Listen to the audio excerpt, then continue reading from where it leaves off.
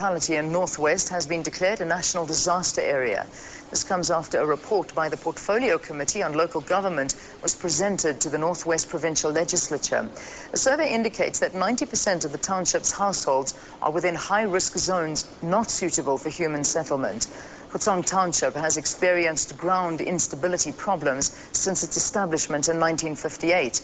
The dolomites in the area are increasingly unstable and conducive to the formation of sinkholes. Up to 18,000 households will be relocated to Carltonville and Velvedend. More than 2.4 billion rand is needed to carry out the process, which may take more than 5 years. The recent coverage by the Sunday Times of Health Minister Mantu Shabalala Msimang was the subject of debate at the Highway Africa Media Conference being held in Grahamstown. Delegates heard that such examples should not be used to advocate media censorship, but it was said regulation was still best in maintaining professionalism. Did the Sunday Times cross the line with its allegations against the health minister? That was the question raised. Well, there are lots of lines in that story. The one story is about how the information was got. The other line was, should you publish that information? Is it in the public interest? So it's a question, what does the public really want to know? And is the public being hypocritical? It seems this is not unique to South Africa. They are confusing public life and private life. And I remember very well a case which was a woman lawyer who was convinced of corruption. And what happened is that she was recorded and she didn't know about that. And we had a lot of debate in Senegal about this case because it means that what is now as journalists our rule of ethics. But in the same time, are we not giving, to the government the occasion of trying to regulate our own profession? But many feel press freedom policy is under serious threat from government.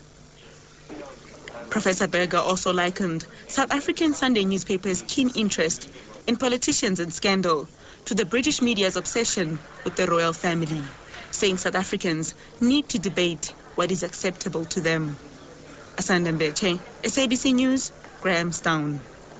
Portuguese authorities have moved closer to possibly bringing charges against the parents of missing 4-year-old British girl Madeleine McCann.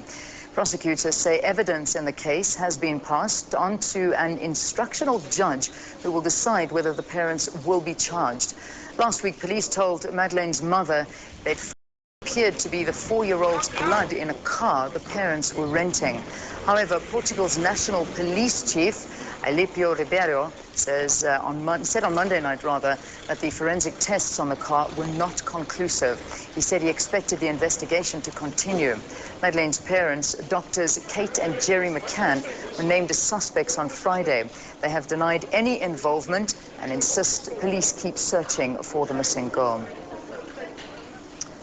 After 47 years, the remains of former Griquas chief Cornelius Koch II will finally be buried at hometown Campbell in the Northern Cape. Koch died in 1858. His remains were exhumed in 1960 when a farmer wanted to extend his farm. Professor Philip Tobias collected the remains, and they've been kept at Wits University's Anatomical Science Unit since. The university made arrangements to return Koch's remains in 1996,